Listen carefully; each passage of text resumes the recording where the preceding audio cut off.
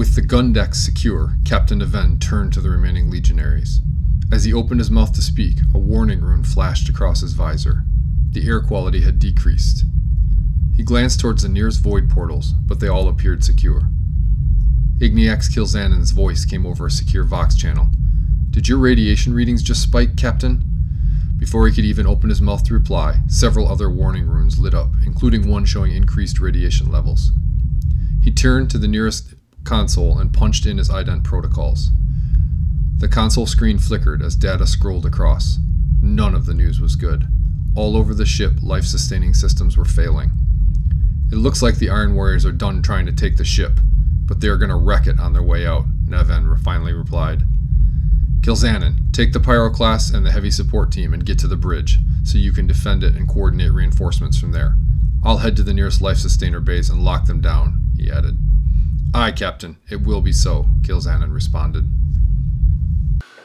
Hey all, Dirk from Dirk's Dystopia, finally getting to episode 4 of the Fate of the Coruscare.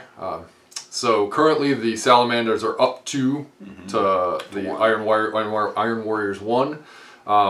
So they managed to breach the ship and get a beachhead on the ship, and then I held them off from the gun decks and the... Sensorium. Yep. Right? No. What was it? Yeah, no, it's gun decks and sensors. No, engines. Engines. Yep. That's gun decks and engines. Yeah. There we go. So we know this what we're is doing. the Sensorium. There we go. This is actually life support. Oh, that's what it is. So you're angry, yeah. And then you're just like, I'm going to wreck the life support. That's right. Fine. You don't get air anymore. Yeah. Which is fine for the Space Marines. They don't really care, but the rest of the crew, they're a little bit... Less flamers when there's no air. Yeah, that's true, actually. That's true. So, yeah, we have...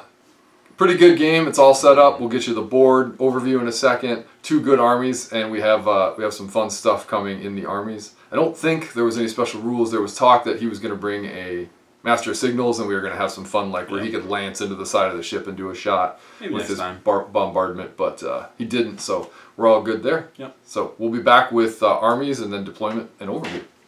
Captain Naven stood at a console outside another auxiliary life sustainer bay, the 3rd one so far, and input his ident protocols to initiate an emergency lockdown of the area. He turned as the reinforced blast shielding slammed over the access hatch and motioned for the gathered legionaries to follow him. They hadn't made it 10 steps down the corridor before his helmet chimed in his ear as someone opened up a secure Vox channel. "Captain, there is unauthorized movement on the aft section of Deck Omicron. Picked feed is offline in the area, but auspexes are indicating between 20 and 30 legionaries, and something large," Igniax Kil'Zanon reported. "How large, Igniax?" Naven queried. "Is it another Damatar construct?" "It's bigger than that, Captain. Readings show something larger than a standard dreadnought shell," Kil'Zanon replied. "Understood, Igniax. I am on my way. Contact Techmarine Callus and get me a status report on Ancient Valkoth.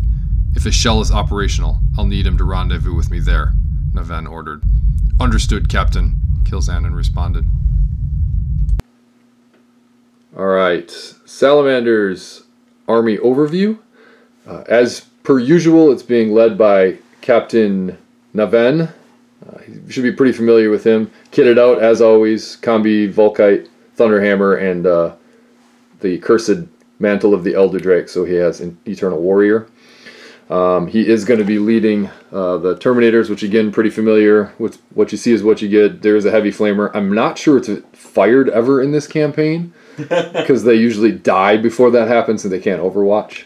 And then 2 basically identical tactical squads with an apothecary in each.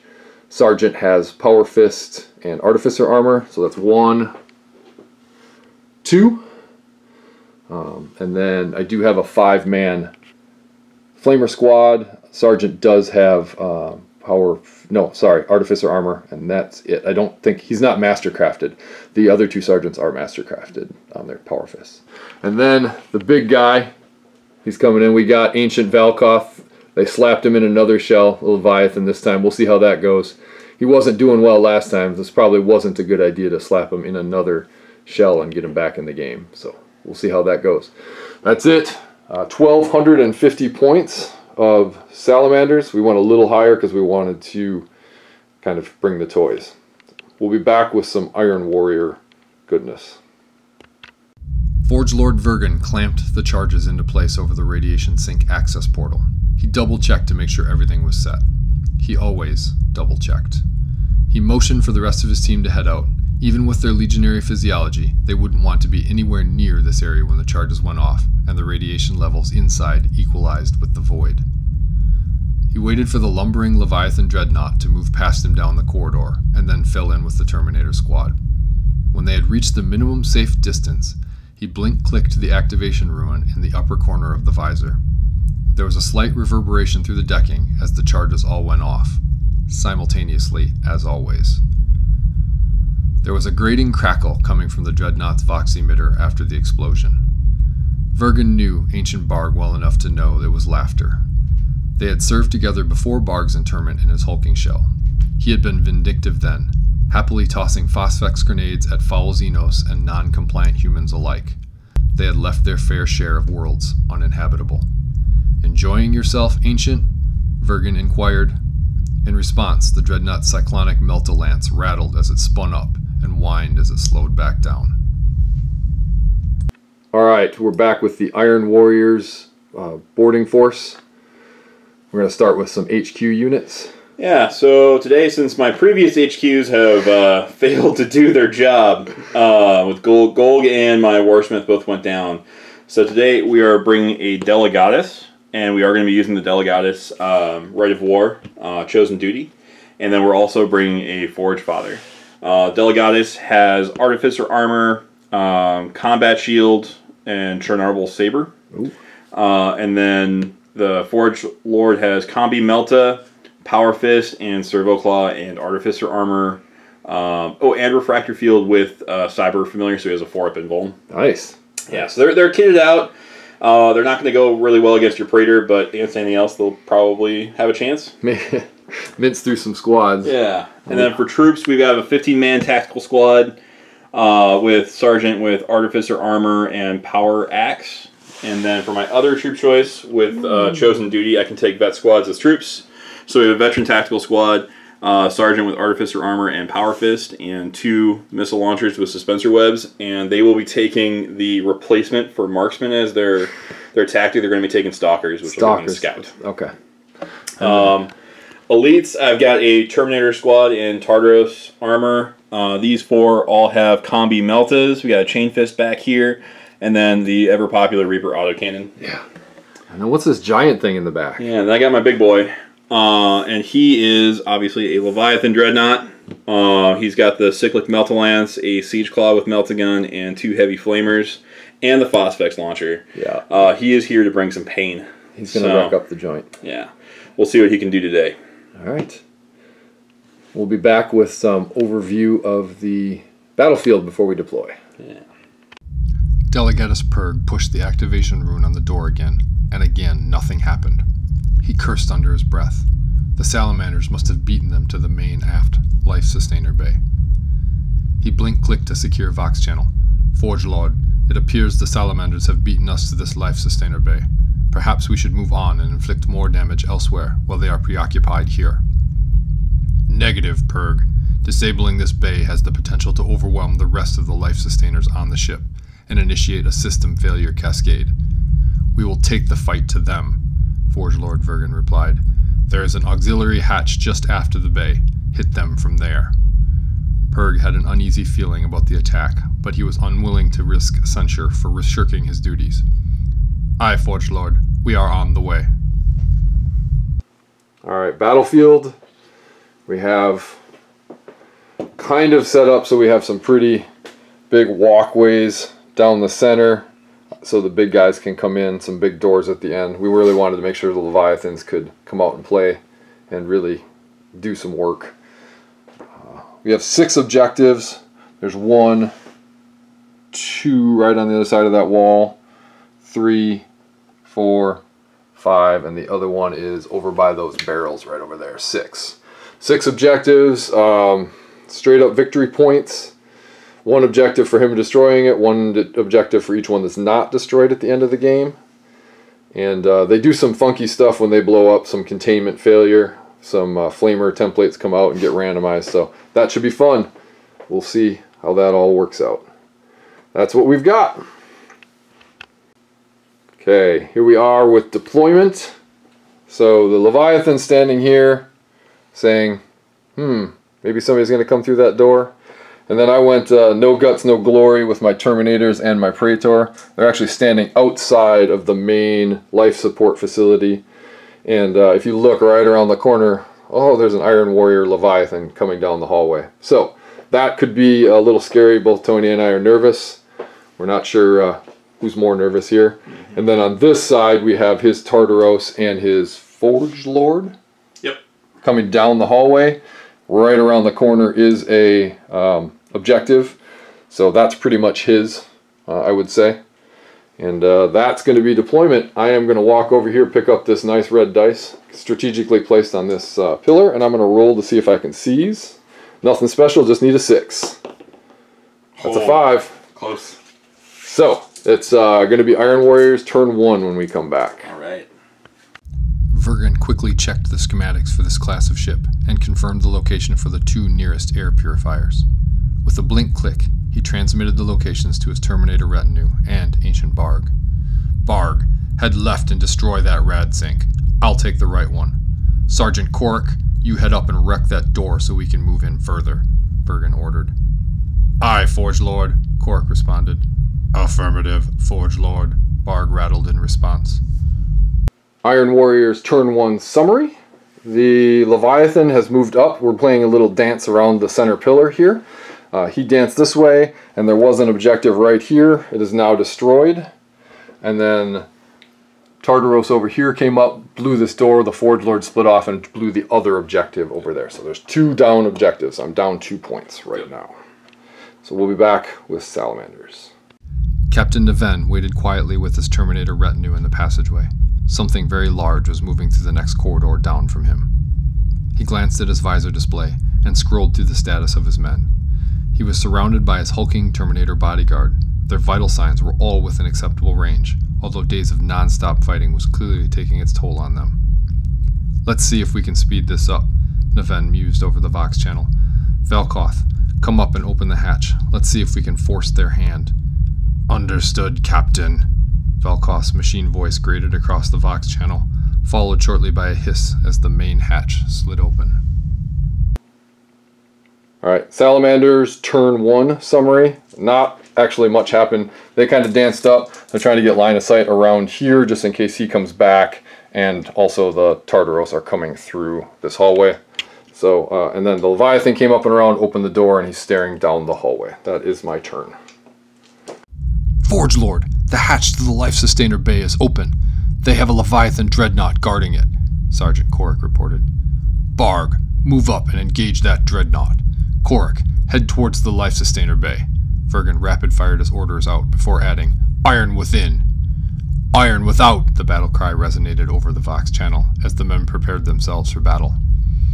Barg rounded the corner, his Melta-Lance cycling up to full speed as it unleashed a potentially devastating volley. But between the heavy-duty adamantic shield and his armored ceramite, the shots did only superficial damage to Velkoth's shell. The Terminators fared a little better, their storm of Melta shots killing 2 of Velton's Terminators outright, and 1 shot piercing Velton's greave and scoring a non-critical burn across his shin. 10,000 years ago. Alright, this is the end of Iron Warriors turn 2. The Tartaros came around and they did some work. They killed 2 Terminators with their combi meltas and put a wound on the Praetor. You can't really see his dice, but he's got 2 wounds left. And then the Iron Warrior Leviathan Melta-Lance down and took a hull point off the Salamander Leviathan with a glance. So that is the end of Iron Warriors turn 2. Velkoth, engage those Terminators. I need a clear shot at that dreadnought, ordered Neven over the din of machinery and battle. Understood, Captain, the ancient dreadnought responded, his Vox speaker giving his reply an ominous growl. Velkoth charged forward while opening up with his arsenal of weapons. His flamers roasted 2 of the Terminators as his massive bolt crushed another one. He swung violently at the rest, but his unfamiliarity with his shell caused his attacks to go wide. The Terminators responded and managed to score a solid hit on his sarcophagus. Down the passageway, Neven ordered his men forward, hoping to catch the Iron Warrior dreadnought by surprise. As they rounded the corner, they realized too late that the dreadnought was already prepared. "Back, Captain!" roared Sergeant Belton, just before a flurry of melta-beams lanced through him and his Terminator behind him. Captain Neven and his remaining Terminator bodyguard skidded to a halt at the corner and watched as the superheated beams, meant for piercing the thickest armor, vaporized their two brothers. Salamanders, turn 2 summary. We have some outflanking happened. Not some outflanking, just some reserves. They just walked down from their board edge. So they're kind of crowded up heading for that door, and the other tactical squad is crowded up heading for that door. I attempted to charge the Leviathan and lost 2 Terminators for it. That was the price of that. And my Leviathan charged, actually shot a bunch, killed 2. Did I kill 2 Tartaros? Yep. And then charged in and actually killed one with Hammer Wrath, and then whiffed all of his attacks. Yep. So that is the end of Salamander's turn 2. It's a little precarious at this point. Yep. Vargan grunted with exertion as he and his Terminators fought to find an opening in ancient Valkoth defenses. In between swings, he blink-clicked to open a Vox channel to the Delegatus. "Purg, we are pinned down. Get here as fast as you can." "Aye, Forge Lord. We are stepping off the lift now. We will be at your position moment." Purg's reply trailed off as he stepped off the lift into the middle of 2 18th Legion tactical squads. The Salamanders looked just as surprised as the Iron Warriors. It was the 4th Legion veterans that reacted first, their decades at war giving them reactionary edge as they opened fire with their full arsenal.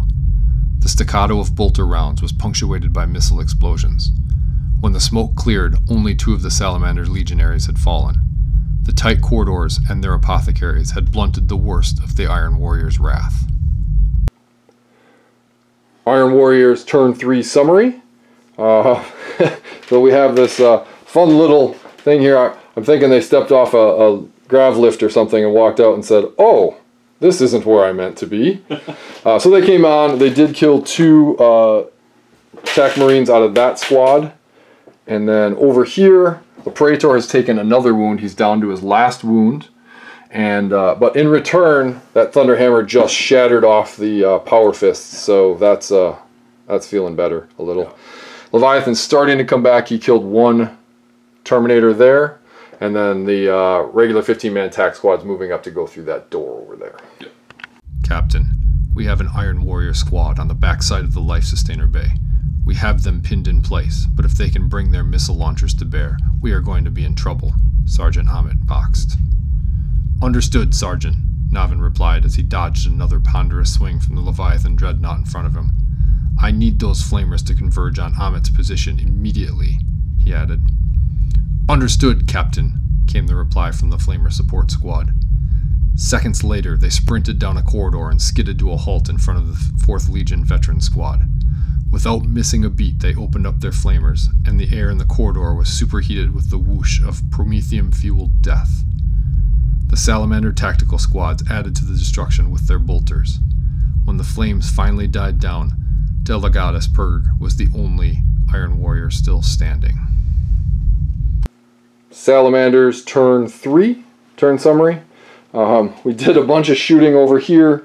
What was it, 28 flamer hits? 28 flamer hits on the vet squad, and there is a Delegatus standing. And I think he's got 1 wound. 1 wound left. Wound left. Yep. And then over here we traded some more blows. The Praetor's still standing, took another whole point off with a glance. And my Dreadnought is still standing. He's taken out the last Terminator, and it's just the Forge Lord left. That's the end of turn 3. Delegatus Purg shrugged and charged down the corridor towards the 18th Legion tactical squad. Better to die in combat than return to his Legion a failure. He roared a challenge over his external Vox emitters as he closed with the squad. Sergeant Amit shouldered his way to the front, engaging the power field on his oversized fist as he braced himself for the coming fight. The Delegatus swung first with a wicked saber. The cuts came fast and Amit was barely able to deflect them. He parried the last swing with an energized power fist and punched through the incoming attack. He made contact with Purg's chestplate and crushed it instantly. The Delegatus didn't even have time to gasp before both his hearts were pulverized. Rear of the Life Sustainer Bay secure, Captain, Sergeant Amit announced over the Vox. Iron Warriors, we turn 4? Turn 4 summary. The Delegatus bravely charged into the attack squad and paid for it with his life. He didn't really have a choice. He was kind of stuck there without a squad supporting him. Yep. And then I took one more hull point off the Leviathan. He's hitting me with a wet noodle now without that power fist. It's a little less cringy. Yeah. And the Forge Lord managed to take off another hull point, so my Leviathan's down to 2. Yep. And somehow he is making, like, I think he had to make 3 4-ups that turn. Every one of them he made. So that's the end of Iron Warriors turn 4. Yep. The Salamander squad streamed through the rear hatches into the Life Sustainer Bay to secure it against the incoming 4th Legion Tactical Squad. Outside the bay, Captain Event dodged past Barg's swing and stepped in close as he swung his thunder hammer. The blow made contact with the dreadnought sarcophagus, piercing the air with a colossal crack that reverberated down the passageway. Barg howled a hateful blast through his Vox emitter as the warning runes lit up on his display. His support systems had been breached, and he was leaking vital oil blood onto the decking. Just behind him, Ancient Velkoth answered Barg's roar with a more triumphant battle cry, as his siege claw blasted through the Forge Lord's attempt to parry and sheared his head from his shoulders. Salamanders turn 5 turn summary. A little bit of running and jockeying around, moved into the room here, just trying to get to block off them coming in and destroying some more life support system. The Salamander Dreadnought finally killed the Forge Lord. He finally failed the 4-up save. Yep. And these two fought each other a little bit more. And they're both still sitting on 1 wound and nothing else happened. Yep. The 4th Legion Tactical Squad streamed into the bay towards the nearest rad sink with their guns blazing. As they neared the delicate equipment, one of the Marines unclipped a grenade from his belt and dropped it into the rad sink. A muffled explosion sounded a few seconds later as the machinery started to spark and smoke. Just outside the bay, the Ven swung his thunderhammer with all the power his gen-enhanced frame would allow, smashing it into the shell of the Leviathan in front of him. The disruptor fields built into the head of the weapon pulsed as they made contact, completely shattering the protective sarcophagus that sustained the ravaged Iron Warrior inside. As the light in the behemoth's eyes died, Neven stepped to the side to avoid being crushed under the massive bulk as the dreadnought fell. Okay, Iron Warrior turn 5 summary. Unfortunately, it does not look great for the Iron Warriors at this point. The Praetor finally managed to kill the Leviathan. That's why he's on timeout here. And the Iron Warriors did come in and blow another objective. So they actually have 3 objectives to the 3 objectives that I have left. That's the end of Iron Warrior turn 5. Captain Neven glanced around the wreckage. The 4th Legion had left. The life sustainer systems on the Coruscare were running at max capacity to keep up, but they would hold. Igniax Kil'jaeden, what is the status of the ship? Neven queried over a secure Vox channel. Captain, I have no further damage reports coming in, and all units report only sporadic and brief clashes with the 4th Legion squads, all tracking towards their entry point. They appear to be retreating off the ship, Kil'jaeden responded. That is welcome news, Igniax, Captain Neven replied, the relief in his voice palpable even over the hiss of the Voxnet. Dispatch repair crews with armed escorts to all afflicted sections of the ship. We need to be back online before any more of the traitors notice us here. Aye, Captain. Consider it done, Kil'jaeden returned. Alright. Fate of the Coruscare, Episode 4, Game Summary. Tony has called it at this point. He's got a tac squad. It's a big tac squad, but he only has the 1. He has 3 objectives. I have 3 objectives. Still alive. But he lost the Delegatus, which is Warlord, and the Delegatus gives another victory point. And I think I would have attrition at this point, too, it looks like. So that's the end of the game. We'll be back with just some post-game stuff and wrap it up. All right. We're at the wrap-up phase here. It was a Salamander victory. I don't know. It was back and forth. Early game, it looked really grim. I threw my Leviathan in, and he did nothing. And I thought I was just going to get mowed down, and then somehow. Sometimes nothing is pretty valuable if it means not dying. Right. Yeah. So they kept it up. It was points wise, it would have been what 5 to 3. Yep. So I mean, it wasn't that far out.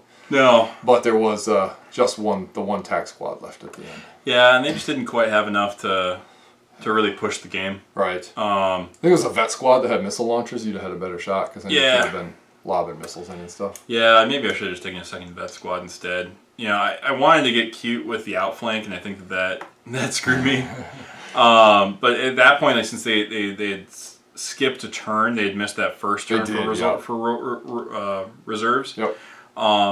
They were a turn behind in getting into the game, and since there was such a massive choke point with the Leviathans fighting and the Terminator squads, I wanted to find a way that they could actually get going quicker. Now, what I probably should have done is we started the veterans on the table. Right.